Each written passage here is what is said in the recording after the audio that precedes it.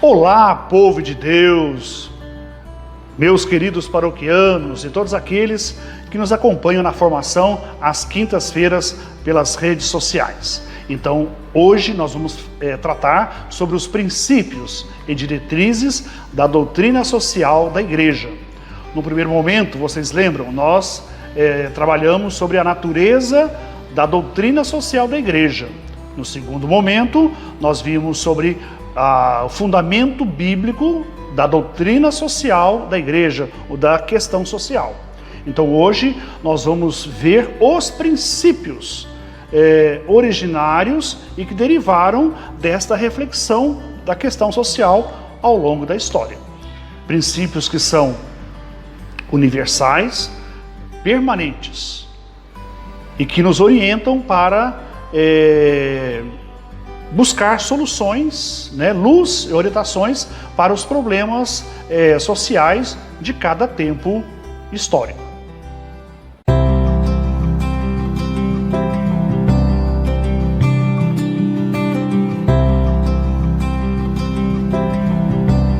A doutrina social da Igreja Católica é, sim, um conjunto de princípios, critérios e diretrizes de ação, com o objetivo de interpretar as realidades sociais, culturais, econômicas e políticas.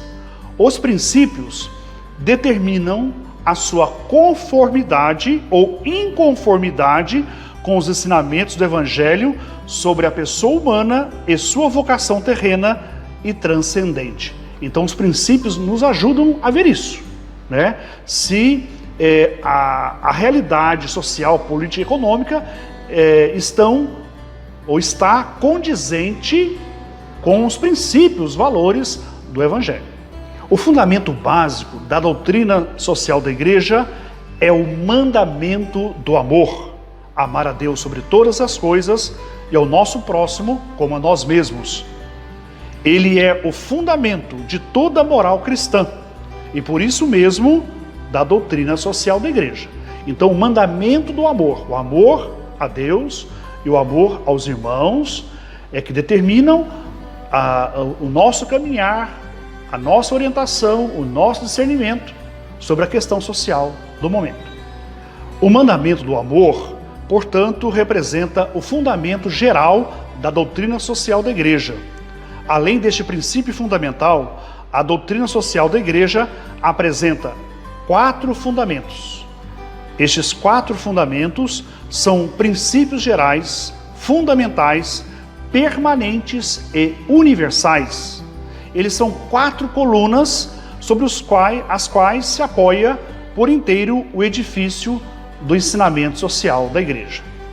Estes princípios são da dignidade da pessoa humana, do bem comum, da subsidiariedade e da solidariedade. Então são 4 princípios fundamentais. Com estes 4 princípios fundamentais, é possível aprender, conhecer o conjunto da realidade social do homem e realizá-la na verdade.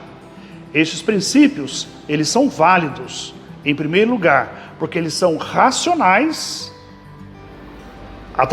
eles brotam através do uso da razão, da reflexão, e em segundo lugar, porque resultam da razão iluminada pela fé cristã. Então a fé cristã, a palavra de Deus, ilumina a nossa razão, que nos ajuda a refletir sobre a realidade e traçar pistas de ações para solucionar os problemas do momento.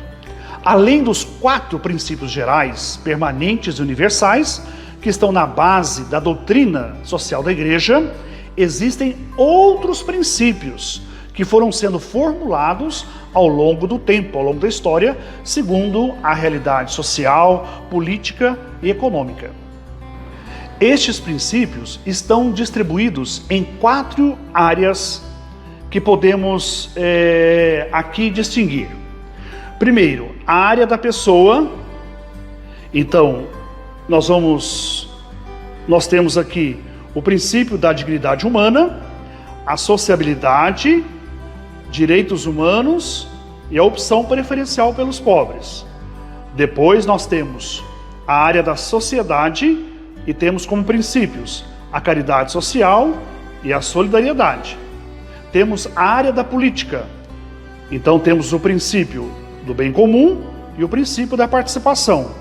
A área da economia, o princípio do destino universal dos bens, o princípio da subsidiariedade e o princípio da justiça social. A área da pessoa tem então o princípio da dignidade humana, e a partir daí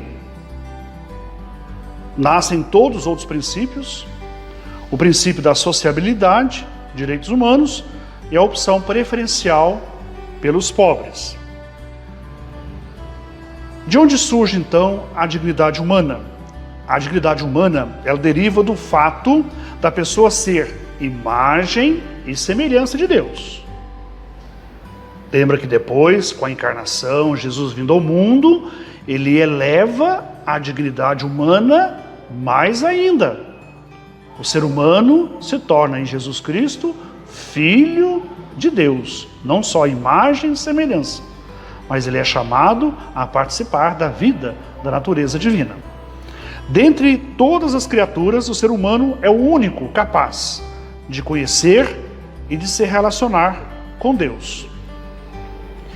Essa dignidade não se fundamenta na posição social ou em coisas, mas no fato de um homem ser criatura de Deus. E como criatura de Deus, o homem não é coisa, não é algo, mas alguém. E por isso tem um valor incomparável. Como pessoa, o homem é capaz de conhecer a si mesmo, de liberdade nas suas decisões e de comunhão com o outro Deus e os outros. Ele só pode sobreviver e desenvolver-se com a ajuda dos outros. O homem é um ser social. Ele só é feliz na comunhão com Deus e na comunhão com os irmãos e irmãs. Então é próprio do ser humano a sociabilidade. Então aí é o segundo princípio dentro da área da pessoa. Então aí é o segundo princípio dentro da área da pessoa. O homem, imagem e semelhança do Deus comunhão, não foi criado para viver sozinho. Ele não é um indivíduo fechado, mas está aberto para os outros. É um indivíduo, mas não fechado para os outros. A sociabilidade está na contramão do individualismo. Para o homem, não basta viver uma boa relação com Deus. Ele precisa também de uma boa relação com os outros. Então aqui é um princípio que questiona, uma crítica ao capitalismo, que dá valor excessivo ao indivíduo, sem olhar o conjunto e o bem comum. O ser humano, ele precisa da família, a pequena comunidade. Então é ali que nós aprendemos a viver, em primeiro lugar, a comunhão com os outros. Depois nós temos o círculo dos amigos, e enfim, uma comunhão mais abrangente, que é a sociedade. No livro de Gênesis, capítulo 2, versículo 18, diz o seguinte: não é bom que o homem esteja só, vou fazer uma auxiliar que lhe corresponda. Deus torna fecunda nos filhos a união amorosa do homem e da mulher. Por isso é que a família é a célula originária de toda a sociedade. Lembra que eu disse, quando tratamos sobre a palavra de Deus, que a união do homem e mulher é a primeira expressão da comunhão, né? Da comunhão que o ser humano é chamado a viver. Essa vocação social que pertence à natureza humana. O ser humano é um ser social e a família é o primeiro lugar aonde se constrói esta comunhão. Eu nunca tinha pensado que os direitos humanos originaram exatamente deste valor inestimável da criatura humana, baseado na tradição judaica cristã. O ser humano criado à imagem e semelhança de Deus. E Jesus ter assumido a nossa vida em tudo menos no pecado, dá uma dignidade incomparável. Então esse valor absoluto da vida humana gerou, então, o que nós conhecemos hoje, os direitos humanos. Então os direitos humanos fundamentam-se na dignidade inviolável de cada ser humano, como imagem de Deus, sendo direitos universais, invioláveis e inalienáveis. Nós podemos encontrar isso no compêndio da Doutrina Social da Igreja, número 153. A Declaração Universal dos Direitos Humanos, ela foi proclamada em 1948. Então a Assembleia Geral da ONU proclama: a presente Declaração Universal dos Direitos Humanos, como ideal comum a ser atingido por todos os povos e todas as nações. Então os direitos humanos se tornou algo comum para todos os povos e nações. O objetivo de todos os povos é a valorizar e a preservar os direitos humanos. Então, baseado exatamente nesse valor sagrado e inviolável do ser humano a partir de Deus. Alguns exemplos de artigos sobre o valor da vida humana. Eu vou ler alguns rapidamente. Primeiro, todas as pessoas nascem livres e iguais, em dignidade e direitos. São dotadas de razão e consciência e devem agir em relação umas às outras com espírito de fraternidade. Artigo 2º.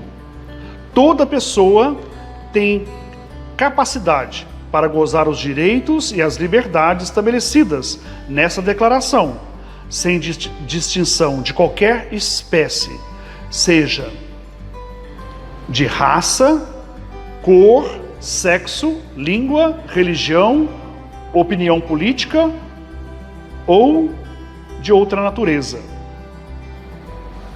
Não será tampouco feita qualquer distinção fundada na condição política, jurídica ou internacional do país ou território a que pertença uma pessoa. Artigo número 3. Ou terceiro, toda pessoa tem direito à vida, à liberdade e à segurança pessoal. Artigo 7º, todos são iguais perante a lei e têm direito, sem qualquer distinção, à igual proteção da lei. Hoje dá pra gente questionar a questão do aborto, né? A criança não é considerada uma outra pessoa, um outro ser, mas como algo pertencente ao corpo da mulher. Então a criança no útero da mãe não tem direitos. Os direitos humanos aí tá desumano, né? O artigo 23. Toda pessoa tem direito ao trabalho, à livre escolha de emprego, a condições justas e favoráveis de trabalho e à proteção contra o desemprego. Artigo 25. Toda pessoa tem direito a um padrão de vida capaz de assegurar a si e a sua família saúde, bem-estar, inclusive alimentação, vestuário, habitação e outras coisas. E para concluir, artigo 26, parágrafo 1º. Toda pessoa tem direito à instrução.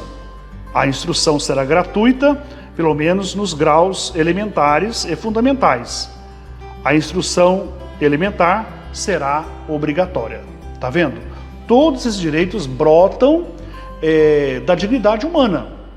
Então, para que haja condições para que o ser humano tenha uma vida digna e justa, condições para poder viver e viver feliz, construir a sua família, então tem a garantia dos direitos humanos. O quarto princípio da área da pessoa é a opção preferencial pelos pobres. Então, este princípio tem uma contribuição fora de série da reflexão teológica latino-americana, a doutrina social da Igreja, e foi formulada nas Conferências Gerais do Episcopado Latino-Americano, CELAM, em Medellín e Puebla. Ali aparece a opção preferencial pelos pobres e pelos jovens. Medellín em 1968 e Puebla em 1979. Na Conferência de Aparecida, vocês lembram quando o Papa Bento XVI veio ao Brasil em 2007? O Papa Bento afirmou que a opção pelos pobres está implícita na fé cristológica e deve perpassar nossas estruturas e prioridades pastorais. Então não é uma coisa de ser de direita, de esquerda, de ser comunista ou não, ou capitalista, faz parte da dimensão do Evangelho. É constitutivo do Evangelho a opção pelos pobres. Quando damos aos pobres as coisas indispensáveis, nós às vezes achamos que nós estamos praticando uma generosidade, pessoal, uma caridade. Mas na verdade nós não praticamos isso, mas devolvemos-lhes o que é deles. Cumprimos um dever de justiça e não um ato de caridade. O amor da Igreja pelos pobres inspira-se no Evangelho das Bem-aventuranças, na pobreza de Jesus e na sua atenção solidária aos pobres. Jesus nos adverte de que não estamos em comunhão com Ele se deixarmos de ir ao encontro dos pobres e dos pequenos nossos irmãos. Lembra que o critério último está lá em Mateus, que nós já refletimos diversas vezes em Campanha da Fraternidade, é aquele texto de Jesus, aquela narração de Jesus que fala: eu tive fome e me deste de comer, tive sede e me deste de beber, estava nu e me vestistes, estava preso e me visitastes. Então é o critério, a caridade social é o critério para entrarmos no reino de Deus. Agora vamos falar de dois princípios da área sociedade. O princípio da caridade social, que é uma continuidade da opção preferencial pelos pobres, e também o princípio da solidariedade. Então, o princípio da caridade social. A expressão caridade social foi introduzida na doutrina social da Igreja, olha, tem data, em 1931. A expressão, o termo, pelo Papa Pio XI, na encíclica 40º ano, número 88. Lá diz o seguinte: a caridade social é a virtude que se dirige às pessoas, não isoladamente, mas no seu conjunto. Continuando, o modelo para nós é Jesus. Seu amor pelo oprimido se manifesta estando com eles, dando-lhes aquilo que lhes possa devolver a dignidade. Toda a cura de Jesus não somente é uma cura física, mas também é um elevar-se à sua dignidade. A dignidade da mulher, da criança, do leproso, do ancião, de todas as pessoas oprimidas e feridas em sua dignidade. Como se poderia realmente proclamar o mandamento novo sem promover na justiça e na paz o verdadeiro e autêntico progresso do homem? O Papa Bento XVI diz o seguinte: ele apresenta a caridade como uma força que impele os cristãos a se empenharem na causa da justiça e da paz. Tal caridade tem sua origem em Deus. Deus é a fonte da caridade, Deus é a fonte do amor. Se queremos amar o outro de uma forma correta, observando os seus direitos humanos e a sua dignidade, nós temos que beber da fonte do amor, da dignidade, que é o próprio Deus. Ele é a via mestra do compromisso social do cristão e da doutrina social da Igreja. O Papa Francisco também, ele nos diz que no centro do querigma, do primeiro anúncio, do anúncio cristão, está a caridade. Lembra que os cristãos, pelo testemunho da fraternidade, chamou a atenção dos pagãos. Eles diziam: vede como se amam. Então o princípio do amor é o primeiro anúncio do cristão. O serviço da caridade é um compromisso constitutivo da missão da igreja. Faz parte da nossa missão. Nós não podemos viver, por exemplo, a nossa vida de igreja só no meu grupo. Nós temos que sempre sair para fora para anunciar e testemunhar o Evangelho de Jesus e realizar a caridade. Às vezes nós pedimos perdão pelos nossos pecados, às vezes damos muita ênfase ao pecado da castidade, contra a castidade, mas nós omitimos o pecado contra a caridade em relação às pessoas e o que nós deixamos de fazer de bem para os outros. A falta de atenção para com o pobre, a indiferença, né? E o próprio fechamento e o preconceito. Então, repetindo o que o Papa Francisco disse, o serviço da caridade é um compromisso constitutivo da missão da igreja, que se desdobra em uma caridade efetiva, que compreende, assiste e promove. Então não é só uma caridade afetiva, de sentir, de amar o outro, mas também efetiva. Este amar torna-se concreto na minha solicitude, na minha solidariedade para com o próximo que precisa de mim. O segundo princípio da área da sociedade é a solidariedade. A solidariedade se apresenta sobre dois aspectos complementares: o de princípio social e o de virtude moral. Eu vou explicar isso claramente. Como princípio social, é um princípio ordenador das instituições para superar e transformar as estruturas de pecado que dominam as relações entre os povos em estruturas de solidariedade. Então o que significa? Esse princípio ele é ordenador das instituições que existem no mundo, né? Tem ONU, tem instituições econômicas, políticas, só que por causa do pecado, né, elas geraram estruturas de pecado, que geram injustiça, opressão. Então, a solidariedade provoca uma mudança nessas estruturas de pecado para uma estrutura de solidariedade. Solidariedade significa ser um com os outros.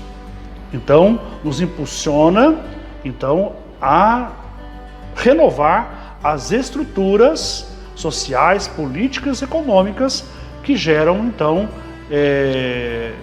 a indiferença, a opressão, a marginalização e a exclusão. E a virtude moral, a solidariedade como virtude moral é a dinâmica evangélica do perder-se em benefício do próximo em vez de explorá-lo, servi-lo em vez de oprimir em benefício próprio. Então, o aspecto moral, como virtude moral, é a gente viver, essa solidariedade pessoal com os pobres. E o nosso modelo é Jesus de Nazaré. Ele é o modelo do homem novo, solidário com a humanidade, até a morte de cruz. Jesus foi solidário conosco em tudo, menos no pecado, e até morte e morte cruz. Então, à luz da fé, a solidariedade tende a superar-se a si própria, a assumir as dimensões especificamente cristãs da gratuidade total, do perdão e da reconciliação. Então, a virtude da solidariedade nos leva, à gratuidade, o perdão e a reconciliação. A área da política tem dois princípios: o princípio do bem comum e o princípio da participação. Sobre o princípio do bem comum, o documento do Concílio Vaticano II diz o seguinte, o documento Gaudium et Spes, Alegria e Esperança, diz o seguinte: o bem comum é o conjunto das condições da vida social que permitem tanto aos grupos como a cada membro, o indivíduo, alcançar plena e facilmente a própria perfeição. Então, o bem comum dá as condições de vida social para que a pessoa, ou grupos, ou comunidade, tenha, então, possam realizar a sua vocação, né, de vida digna, a vocação humana, né, aqui na Terra, e a sua dimensão transcendente, que é a comunhão eterna com Deus. Na encíclica do Papa João XXIII, Pacem in Terris, define o bem comum como o conjunto de todas as condições da vida social que favoreçam o desenvolvimento integral da personalidade humana e sua sociedade. Tá vendo? Então, é o conjunto de condições que favorecem o desenvolvimento integral da pessoa humana, né? De tal modo que ela tenha uma vida digna e possa desenvolver-se como pessoa humana em todos os aspectos, no aspecto integral. No sentido religioso, o bem comum é todo bem, seja material ou espiritual, vivido pela sociedade de uma forma comunitária. Então Deus, ele é o fim último do homem. E não se pode privar o bem comum da sua dimensão transcendente. Lembra que algumas ideologias, como o comunismo, por exemplo, ele nega essa dimensão espiritual do ser humano. Então, está recusando, está negando esse direito humano, né, do bem comum. O que nós podemos entender também do bem comum, assim, em poucas palavras, tudo aquilo que favorece a comunidade, a universalidade e ajuda o mundo a ser mais justo, mais fraterno, mais solidário, mais igual, então está dentro deste princípio. O segundo princípio da área política é a participação. Então, a participação é um dever a ser conscientemente exercido por todos, de modo responsável, em vista do bem comum. Pelo princípio da participação, o cidadão contribui para a vida cultural, econômica, política e social da comunidade civil a que pertence. É de exigir a participação, sobretudo, dos menos favorecidos, bem como a alternância dos dirigentes políticos. Isso evitará corporativismo, desmandos, privilégios ocultos. Então, a participação na vida comunitária é uma das maiores aspirações do cidadão, chamado a exercitar livre e responsavelmente o próprio papel cívico com e pelos outros. Mas também é uma das pilastras para garantir o exercício e a permanência da democracia. Então, uma das condições para que exista a democracia e preserve a democracia de um país é exatamente a nossa participação. Nós não podemos deixar a coisa correr, nós temos que participar, temos que exercer a nossa cidadania de modo responsável, comprometidos com os valores do Evangelho, da justiça e do direito. A quarta e última área, que é a economia, tem 3 princípios: destino universal dos bens, subsidiariedade e justiça social. Destino universal dos bens. A destinação universal dos bens comporta, portanto, um esforço comum para obter para toda pessoa e para todos os povos as condições necessárias ao desenvolvimento integral, em todos os aspectos. Deus destinou a terra e tudo que ela contém para uso de todos os homens e de todos os povos. Por isso, devem chegar equitativamente a todos, segundo a regra da justiça, sem excluir nem privilegiar ninguém. O direito à propriedade individual, que nós chamamos de propriedade privada, é um direito natural. O capitalismo, ele reforça esse direito. É um direito natural, fundamental e prioritário. Porém, o direito à propriedade privada não é absoluto, nem intocável. Lembra do princípio do bem comum? O princípio da propriedade privada, ou propriedade individual, ele está relacionado ao princípio do bem comum. Ele depende do princípio do bem comum.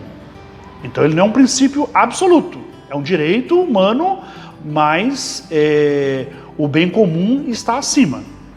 Porque ele não é um fim, mas um meio para alcançar o destino universal dos bens. O segundo princípio, que é o princípio da subsidiariedade, significa a intervenção complementária ou complementar e auxiliar do Estado e das comunidades superiores a favor dos indivíduos e comunidades inferiores. Então é assim, grupos pequenos, família, escola, grupos comunitários, culturais. Então, o Estado pode subsidiar, ajudar, se eles não conseguem realizar por conta própria a finalidade, o objetivo. Então, este é o papel. Por outro lado, este princípio rege que nós temos que preservar a iniciativa e o protagonismo do indivíduo, da família e também de grupos ou também de uma nação. Por exemplo, uma intervenção num país, ela só pode acontecer quando o país, por conta própria, não consegue resolver os problemas. Por exemplo, há uma grande seca, fome num país africano, guerra civil. Então a ONU, como é uma organização mundial que inclui a maioria dos países do mundo, procura então resolver, pacificar este lugar e ajudar com bens, alimentos, esta comunidade que sofre por guerras e também por desastre natural.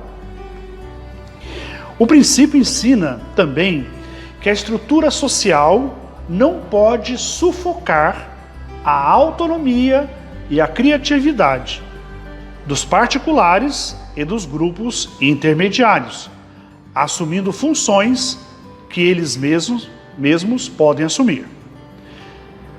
Não se pode tirar aos indivíduos o que eles podem efetuar com a própria iniciativa e trabalho, para confiá-los à comunidade. A negação deste princípio anula o espírito de liberdade e de iniciativa e fomenta a centralização. Para vocês entenderem, quando o Estado ele toma funções, aspectos que deveriam ser nossos, o que acontece? Centralização de poder, muita burocracia, assistencialismo, por exemplo, Bolsa Família, o Auxílio Brasil, como nós conhecemos agora. Na verdade, não é para solucionar o problema do Brasil, e nem é para ajudar, é mais eleitoreiro. Então a finalidade não é algo assim verdadeiro, autêntico, justo. Não se procura resolver os problemas sociais do Brasil. Então, tem como consequência também a presença injustificada e excessiva do Estado. A este princípio correspondem o respeito e a promoção efetiva do primado da pessoa e da família, a valorização das associações, dos pequenos grupos e das organizações intermediárias, o incentivo à iniciativa privada, de tal maneira que cada organismo social, com suas próprias peculiaridades, permanece no serviço do bem comum. Então, por exemplo, em cada comunidade, lá tem a sua associação, a sua organização, né, tem o incentivo do governo, mas o governo, o Estado, não pode assumir as suas funções, senão ele abafa, destrói e corta a criatividade e as iniciativas. O terceiro princípio da área da economia é o princípio da justiça social. É um princípio muito importante. O Sínodo dos Bispos, em 1971, afirmou que a ação pela justiça é uma dimensão constitutiva da pregação do Evangelho. Olha, nós temos que nos orgulhar, porque na década de 70 foi um período terrível de ditaduras e o episcopado latino-americano foi profético. Não calou a sua voz, mas pelo contrário, denunciou aquilo que oprimia o nosso povo e ao mesmo tempo foram bons pastores. Alguns até derramaram sangue em favor do povo, como foi o caso do Dom Oscar Romero, né, que tornou santo também. Na América Latina, a igreja sempre teve uma atuação importante nessa área. Basta ver os documentos de Medellín, Puebla, Santo Domingo e Aparecida. Ali aparece claramente essa questão, né, de opção pelos pobres, justiça social, direitos humanos, essa ligação entre evangelização e promoção humana. Não é algo só de um papa, mas de todos os papas. A justiça social, ela deve ser entendida como igualdade de condições e igualdade de oportunidades. A justiça sozinha, ela não basta, se não se abrir aquela força mais profunda que é o amor. Não basta só realizar a justiça pela lei, então é preciso algo mais. O amor faz sentir como próprias as carências e as exigências alheias e torna mais intensas a comunhão dos valores espirituais e a solicitude pelas necessidades materiais.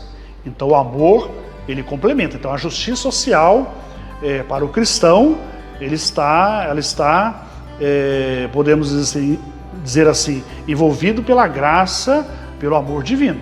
Nós buscamos a justiça social não só por causa da lei, mas porque nós amamos a Deus, amamos a Cristo, e por causa de Deus, nós amamos os irmãos e irmãs, e mais ainda, os pobres, oprimidos e excluídos da sociedade. Nós terminamos, então, a fala sobre os princípios distribuídos nas 4 áreas. Então, agora nós vamos ver rapidamente os valores fundamentais da doutrina social da Igreja. Além dos princípios, nós temos também os valores, que é o valor da verdade, o valor da liberdade e o valor da justiça. Então são elementos também que fazem parte, que compõem a doutrina social da Igreja. Então a verdade. O homem tende naturalmente para a verdade. A vida social exige transparência e honestidade. E sem a confiança recíproca, a vida em comunidade torna-se insuportável. Hoje nós vivemos um tempo de fake news. Quanta mentira, como está difícil relacionar-se hoje. Então nós percebemos o quê? Que as fake news criam divisão, ruptura. O país está polarizado. Então a verdade é exigência para a comunhão e para o amor. O Papa Bento XVI já falava isso para nós, na sua encíclica Caritas in Veritate. Segundo valor, o valor da liberdade. Toda pessoa humana criada à imagem de Deus tem o direito natural de ser reconhecida como ser livre e responsável.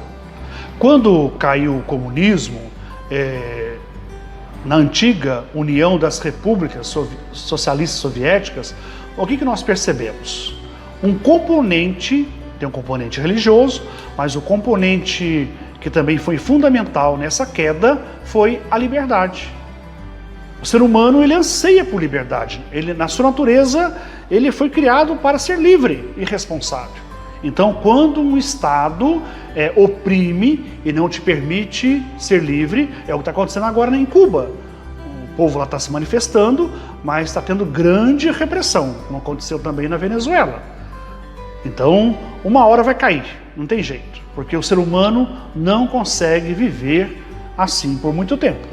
Ou muda de país, aí vem esses grandes grupos migratórios no mundo, ou uma hora este governo vai cair. E finalmente, o último valor, que é o valor da justiça. A justiça, ela consiste, segundo São Tomás de Aquino, na constante e firme vontade de dar a Deus e ao próximo o que lhes é devido.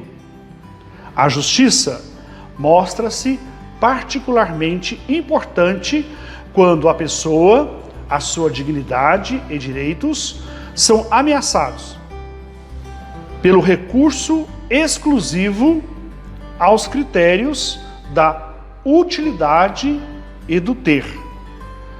Então, por exemplo, quando a pessoa humana não é valorizada, quando o materialismo, o acúmulo de riqueza acontece, né, ou muita riqueza nas mãos de poucos, então fere a dignidade e o direito de outros, porque nós temos uma maioria que passa fome, né? São as estruturas de pecado que não permite o indivíduo, uma comunidade, uma nação se desenvolver de uma forma integral e segundo a sua vocação, né, de ser humano, de pessoa digna e vocacionada para Deus, para o transcendente. Então nós concluímos aqui, claro, tem muitos assuntos, mas nós vamos terminar por aqui.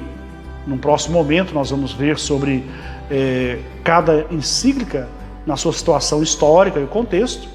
E agora então agradeço a sua companhia e quero invocar agora a bênção de Deus sobre você e sobre a sua família. O Senhor esteja convosco, Ele está no meio de nós. Por intercessão da Virgem Maria, São José, seu esposo, padroeiro e protetor da Igreja, dê sobre vós a bênção de Deus Todo-Poderoso, Pai, Filho e Espírito Santo. Amém. Permaneça em paz, todos da sua família, e que Deus sempre os acompanhe. Graças a Deus.